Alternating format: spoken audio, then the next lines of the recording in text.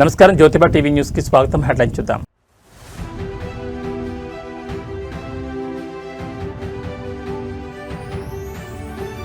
జనసేనలో సేనాకాలం కమిటీ ఏర్పాటు, సరికొత్త రాజకీయ వరవడికి పవన్ కళ్యాణ్ శ్రీకారం.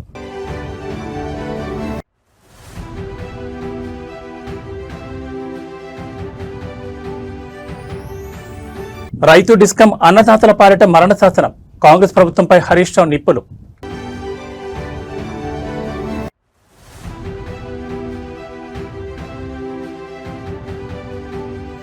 మంతని బస్టాండ్ ప్రగతి పనులకు మంత్రులు పొన్నం ప్రభాకర్, శ్రీధర్ బాబు శంకుస్థాపన. కాళేశ్వరం బస్టాండ్ నూతనీకరణకు 3 కోట్లు మంజూరు.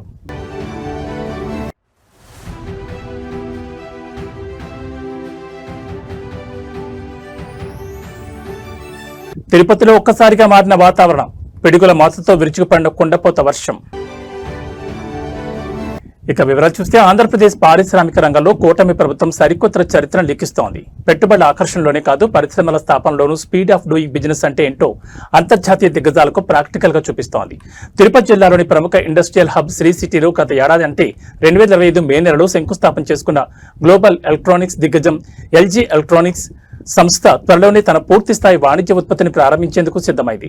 ఆంధ్రప్రదేశ్ ను ఎలక్ట్రానిక్స్ మ్యానుఫ్యాక్చరింగ్ హబ్ గా మార్చాలనే లక్ష్యంతో ప్రభుత్వం అడుగులు వేస్తోంది. ఇందులో భాగంగానే 2025 మే నెలలో శ్రీ సిటీలో LG ఎలక్ట్రానిక్స్ ప్లాంట్ కు శంకుస్థాపన జరిగింది. సాధారణంగా ఇలాంటి భారీ ప్లాంట్లు ఉత్పత్తి దశకు రావడానికి సంవత్సరాల సమయం పడుతుంది. కానీ కూటమి ప్రభుత్వం అధికారంలోకి వచ్చిన వెంటనే తీసుకొచ్చిన సింగిల్ విండో విధానం, సత్వర అనుమతులు, మౌలిక వసతుల కల్పన వల్ల 7 గంటల వేగంతో పనులు పూర్తయ్యాయి. ప్రభుత్వం కేవలం మాటలకే పరిమితం కాకుండా క్షేత్రస్థాయిలో పరిశ్రమలకు అండగా నిలవడంతో LG యాజమాన్యం కూడా అత్యంత వేగంగా ప్లాంట్ నిర్మాణాన్ని పూర్తి చేసి త్వరలోనే పూర్తిస్థాయి ఉత్పత్తిని ప్రారంభించబోతోంది. ఈ మెగా ప్రాజెక్ట్ ఇంత వేగంగా సాకారం కావడంలో IT, ఎలక్ట్రానిక్స్ మరియు పరిశ్రమల శాఖ మంత్రి నారా లోకేష్ పర్యవేక్షణ అత్యంత కీలక పాత్ర పోషించింది. ఎప్పటికప్పుడు LG ఉన్నతాధికారులతో సమీక్షలు జరుపుతూ వారికి కావలసిన అన్ని రకాల పరిపాలనాపరమైన సహకారాన్ని లోకేష్ స్వయంగా అందించారు. LG ఎలక్ట్రానిక్స్ ప్లాంట్ పూర్తి స్థాయిలో అందుబాటులోకి రావడం ద్వారా తిరుపతి, చిత్తూరు, నెల్లూరు జిల్లాలతో పాటు రాయలసీమ ప్రాంతానికి చెందిన వేలాది మంది స్థానిక యువతకు పారిశ్రామిక రంగంలో అత్యుత్తమ ఉద్యోగ ఉపాధి అవకాశాలు లభించబోతున్నాయి. ప్రభుత్వాల చిత్తశుద్ధి, పాలకుల విజన్ తోడైతే పరిశ్రమలు ఎంత వేగంగా వస్తాయనడానికి LG ఎలక్ట్రానిక్స్ ప్లాంటే ఒక సజీవ సాక్ష్యం. స్పీడ్ ఆఫ్ డూయింగ్ బిజినెస్ నినాదంతో ఏపీ మున్ముందు మరిన్ని పెట్టుబడులను ఆకర్షించడం ఖాయంగా కనిపిస్తోంది.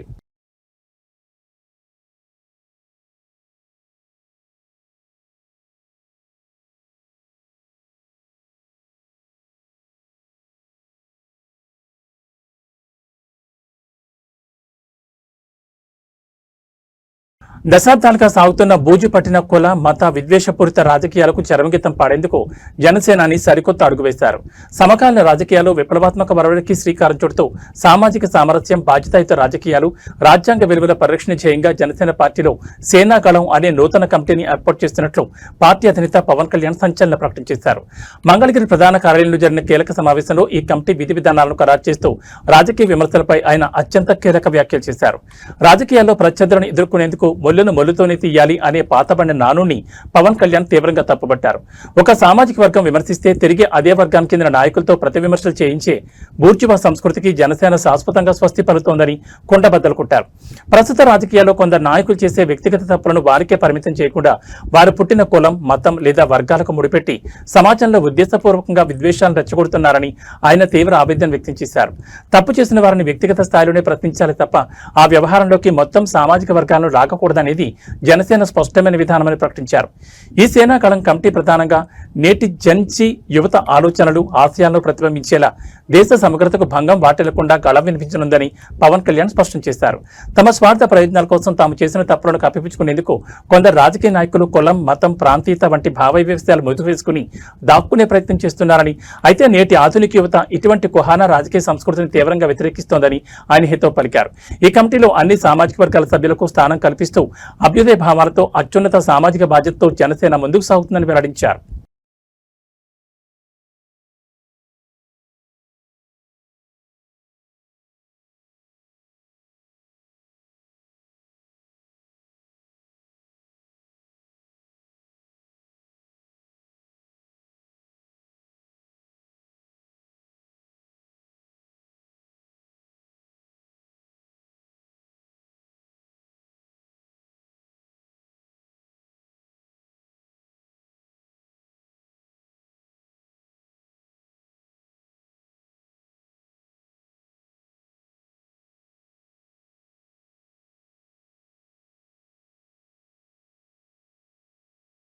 ఆధ్యాత్మికత ఉట్టిపడేలా తెలంగాణలోని ప్రముఖ త్రివేణి సంగమ పుణ్యక్షేత్రం కాళేశ్వరం ఇవాళ భక్తజన సందోహంగా మారింది.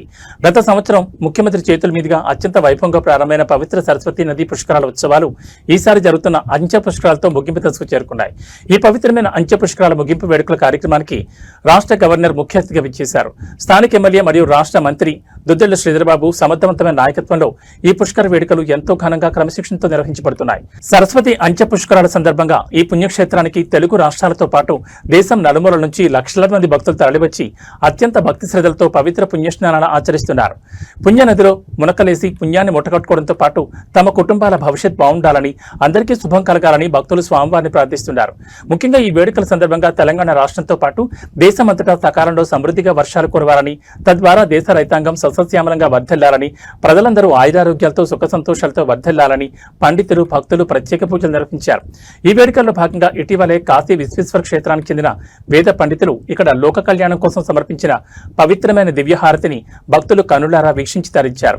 ఇక్కడి గురువుగారు మరియు వేద పండితులు నిర్వహిస్తున్న ప్రతి కార్యక్రమం కేవలం లోక కళ్యాణార్థం మరియు విశ్వశాంతి కోసమేనని స్పష్టం చేశారు. ఆధ్యాత్మికంగా కాశీ క్షేత్రంలోని విశ్వేశ్వరునికి ఇక్కడి కాళేశ్వర ముక్తేశ్వర స్వామి సన్నిధికి ఎంతో అద్భుతమైన అంతర్గత పోలికలున్నాయని పండితులు చెబుతున్నారు. అందుకే ఇది ఒక అత్యంత విశిష్టమైన క్షేత్రంగా ప్రసిద్ధి కాంచింది. ఈ సరస్వతి అంచె పుష్కరాల్లో పాల్గొని స్వామివారిని దర్శించుకున్న ప్రతి ఒక్క భక్తునికి మరియు ప్రజలందరికీ సర్వశుభాలు కలగాలని భగవంతుని ప్రార్థిస్తున్నట్లు ఆలయ వర్గాలు తెలిపాయి. గత సంవత్సరం గౌరవ ముఖ్యమంత్రి గారు ప్రారంభిస్తే ఈసారి అంచె పుష్కరాలకు సంబంధించి మరి గౌరవ గవర్నర్ గారు వచ్చి స్థానిక శాసనసభ్యుడు గౌరవనీయులు మంత్రి పెద్దల శ్రీధరబాబు గారి నాయకత్వంలో లక్షలాది మంది వచ్చి మరి పుష్కర స్నానం గావించుకొని పుణ్యాన్ని పొంది వారు భవిష్యత్తుకు సంబంధించి మంచి జరగాలని, తెలంగాణ రాష్ట్రం అంతా కూడా లేదా దేశమంతా కూడా మంచి సుభిక్షమైన వర్షాలు పడి సస్యశ్యామలంగా రైతాంగము అందరూ సుఖ సంతోషంతో ఉండాలని, ఆయురారోగ్యాలతో ఉండాలని, అందరూ కూడా తాము బాగుండాలి, అందరూ బాగుండాలని కోరుకున్నటువంటి పుష్కర స్థానం లోపల ముఖ్యంగా ఇప్పుడే మనం భారతులు కాశీ విశ్వేశ్వర పండితులు చూడడం జరిగింది.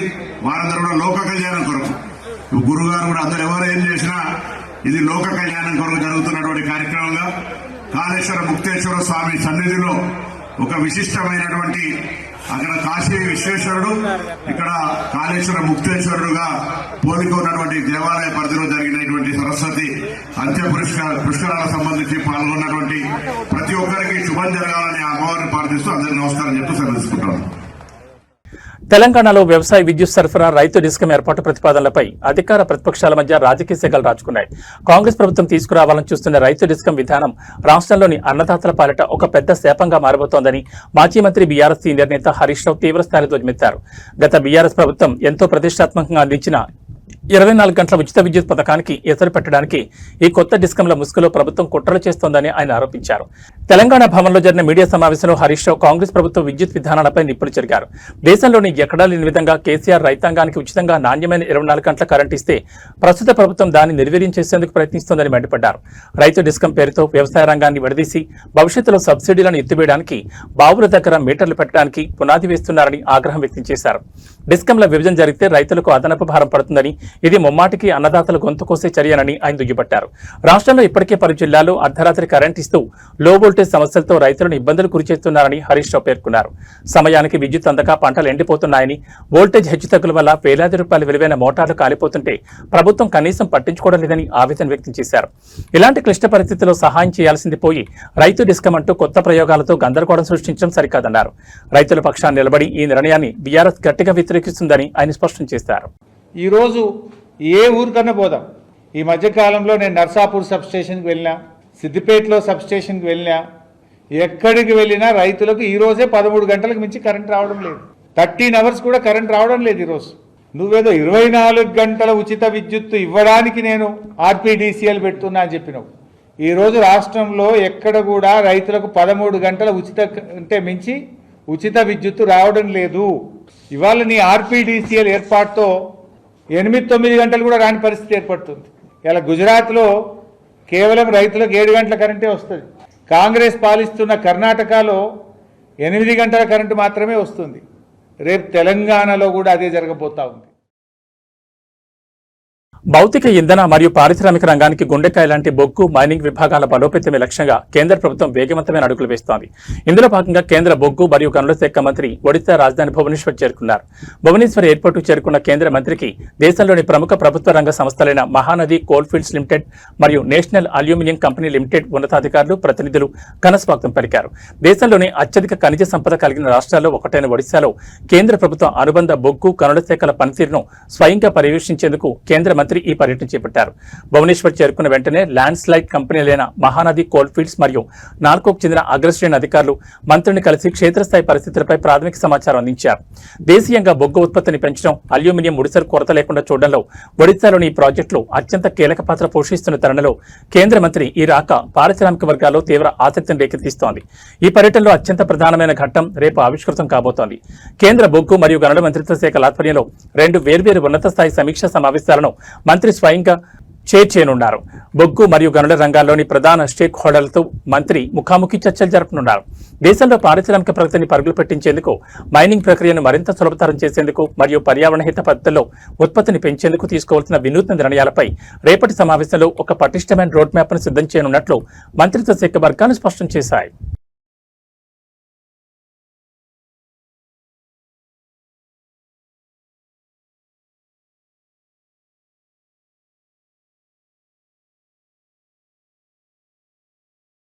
ఆధ్యాత్మిక నగరం తిరుపతిలో వాతావరణం ఒక్కసారిగా మారిపోయింది. తీవ్రమైన ఎండలతో అల్లాడుతున్న నగర ప్రజలకు, తిరుమల శ్రీవారి భక్తులకు వాతావరణం భారీ ఉపశమనం కలిగించినప్పటికీ ఒక్కసారిగా విరిచిపడిన గాలివాన నగరంలో బీభత్సం సృష్టిస్తోంది. తిరుపతి నగర వ్యాప్తంగా ఉరుములు, మెరుపులు, భారీ ఈదురుగాలతో కూడిన నల్లటి మబ్బులు కమ్ముకుని కుండపోత వర్షం కురుస్తోంది. మధ్యాహ్నం వరకు తీవ్రమైన పగటి ఉష్ణోగ్రతలతో ఉక్కపోతగా ఉన్న తిరుపతి నగరంలో సాయంత్రానికి వాతావరణం పూర్తిగా చల్లబడింది. ఆకాశంలో దట్టమైన మేఘాలు కమ్ముకుని చూస్తుండగానే పిడుగుల మొత్తలతో కూడిన భారీ వర్షం ప్రారంభమైంది. గంటకు 30 నుంచి 40 కిలోమీటర్ల వేగంతో వీస్తున్న ఈదురుగాలుల కారణంగా నగరంలోని పలు ప్రాంతాల్లో చెట్ల కొమ్మలు విరిగిపడ్డాయి. ఫ్లెక్సీలు, హోర్డింగ్లు గాలికి ఎగిరిపోయాయి. ఆకస్మిక వానతో రహదారిపై వెళ్తున్న వాహనదారులు, ముఖ్యంగా ద్విచక్ర వాహనదారులు తీవ్ర ఇబ్బందులు పడుతున్నారు. నగరంలో ముందస్తు జాగ్రత్తగా పలు ఏరియాలో విద్యుత్ సరఫరాను అధికారులు నిలిపివేశారు. ఈ భారీ వర్షం కారణంగా తిరుమల యాత్రికులు తీవ్ర ఇబ్బందులు ఎదుర్కొంటున్నారు. అలిపిరి నడకదారి, శ్రీవారి మెట్ల మార్గాల్లో వెళ్తున్న భక్తులు ఒక్కసారిగా కురిసిన వర్షానికి తలదాచుకునేందుకు షెడ్ల వైపు పరుగులు తీశారు. తిరుమల కొండపై కూడా మేఘాలు దట్టంగా కమ్ముకోవడంతో ఘాట్ రోడ్లో ప్రయాణించే వాహనదారులు అత్యంత అప్రమత్తంగా ఉండాలని అధికారులు సూచిస్తున్నారు. మంచు, వర్షం కారణంగా రోడ్లు జారుడుగా మారే ప్రమాదం ఉండడంతో వాహనాల వేగాన్ని తగ్గించి హెడ్ లైట్లు ఆన్ చేసుకుని ప్రయాణించాలని ట్రాఫిక్ పోలీసులు హెచ్చరికలు జారీ చేశారు.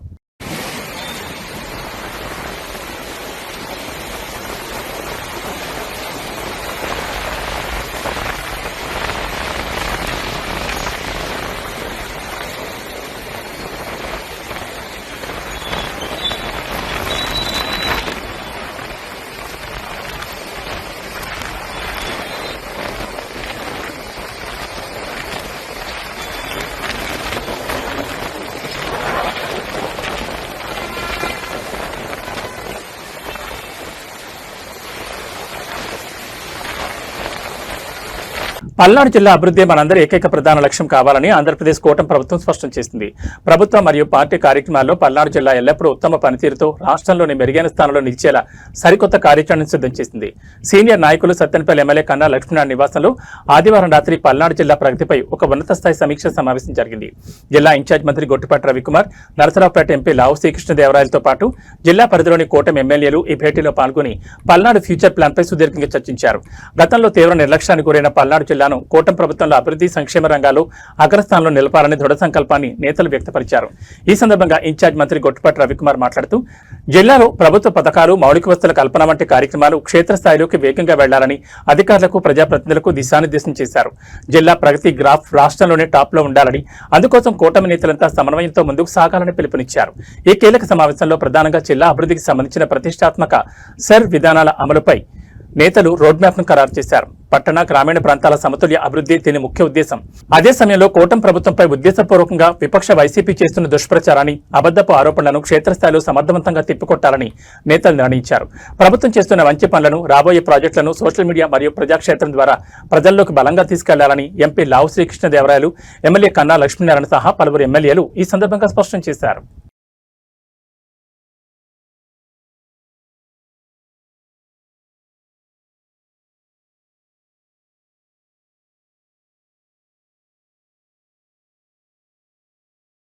తెలంగాణ కాంగ్రెస్ ప్రభుత్వం ఎంతో ప్రతిష్టాత్మకంగా భావిస్తున్న ఇందిరమ్మ ఇళ్ల పథకం క్షేత్రస్థాయిలో వివాదాలకు అవినీతి ఆరోపణలకు కేర్ ఆఫ్ అడ్రస్ గా మారుతోంది. అర్హులైన పేదలకు సొంతింటి కలను నిజం చేయాల్సిన ఈ పథకంలో స్థానిక కాంగ్రెస్ నేతలు లంచాల వేట మొదలుపెట్టారనే సంచలన నిజం సూర్యాపేట జిల్లాలో వెలుగుచూసింది. ఇందిరమ్మ ఇళ్లు మంజూరు కావాలంటే ఏకంగా ₹1,00,000 లంచం ఇవ్వాలంటూ కాంగ్రెస్ నాయకులు అధికార బలంతో పేదలను వేధిస్తున్న ఉదంతం ఇప్పుడు రాష్ట్ర వ్యాప్తంగా కలకలం రేపుతోంది. తాము చెప్పిన వారికి ఇళ్లు వస్తాయంటూ వారు బహిరంగంగానే బెదిరింపులకు దిగుతున్నట్లు ఆరోపణలు వినిపిస్తున్నాయి. సూర్యాపేట జిల్లా నడిగూడి మండలం రత్నవరం గ్రామానికి చెందిన సుకన్య అనే పేద మహిళకు ప్రభుత్వం నుంచి ఇందిరమ్మ ఇళ్లు మంజూరు అవ్వాల్సింది.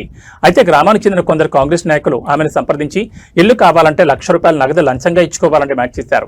అంత పెద్ద మొత్తం తాను ఇచ్చుకోలేనని సదరు మహిళ ఆవేదన వ్యక్తం చేయగా స్థానికంగా తాము చెప్పిన వారికి ఇళ్లొస్తాయి, తాము రాసిస్తేనే లిస్టులో పేర్లుంటాయంటూ సదరు అధికార పార్టీ నాయకులు ఆమెను తీవ్రంగా బెదిరించినట్టు తెలుస్తోంది.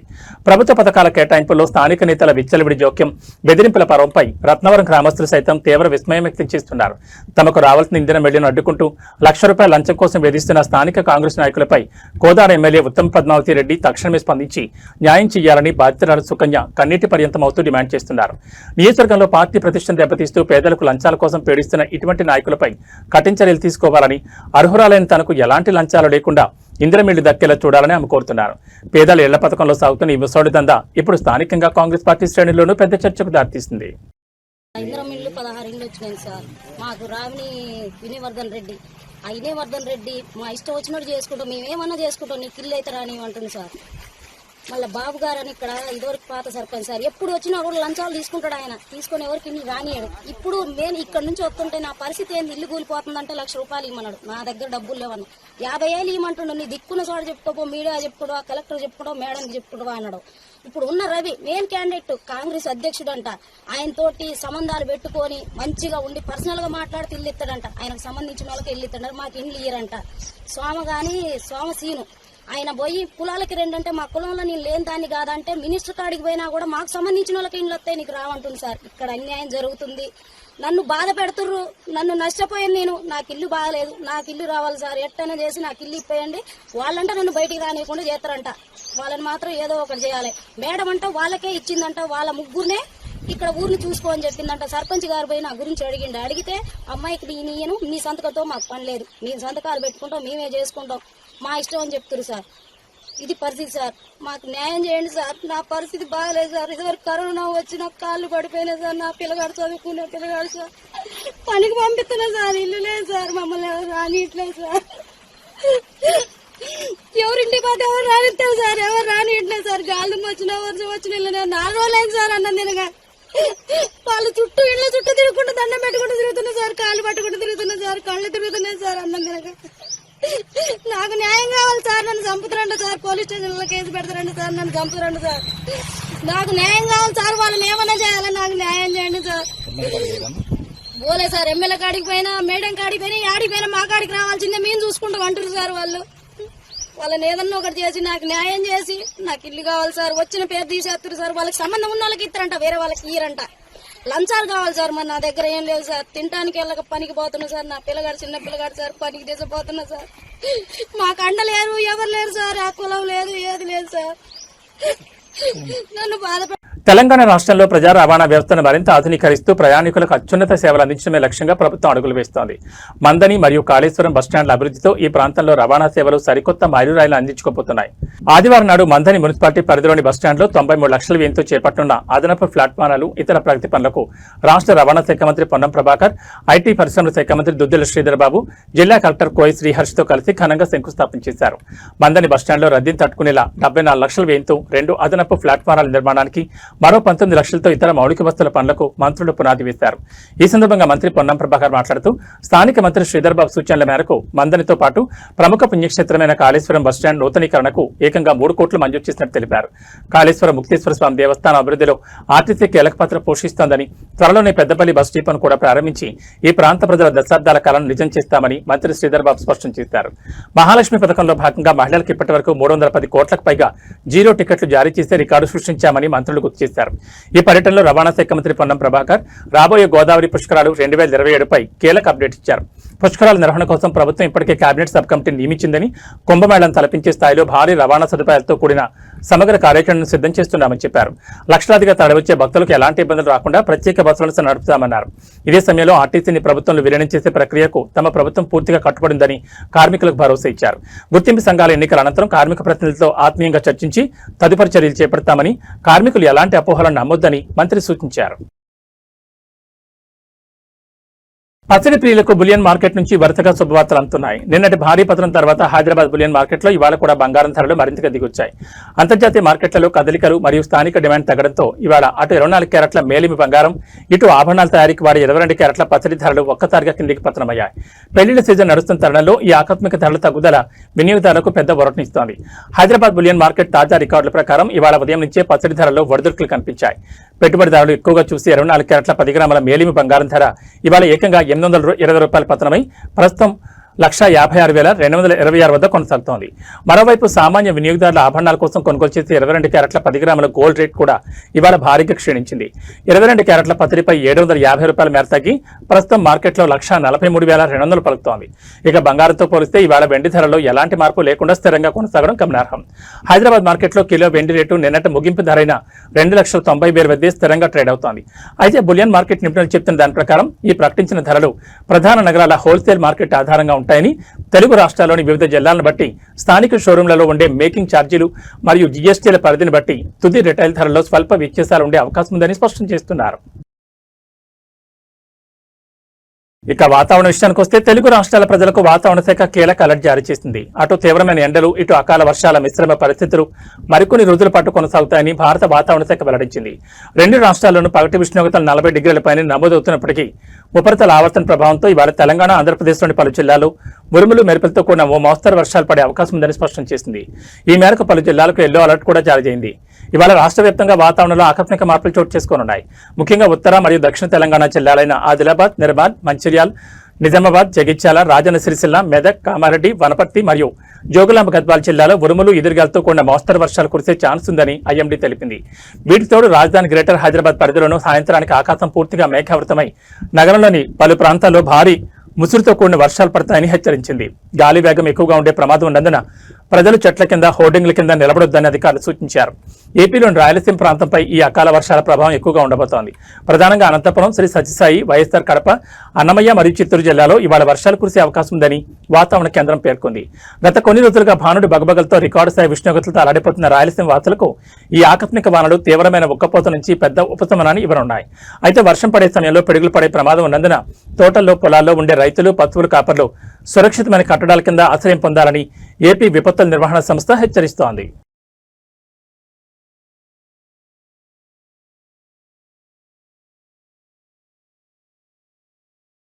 ఇవి బులెటిన్ విశేషాలు. మరో బులెటిన్లో మళ్ళీ కలుసుకుందాం. నమస్కారం.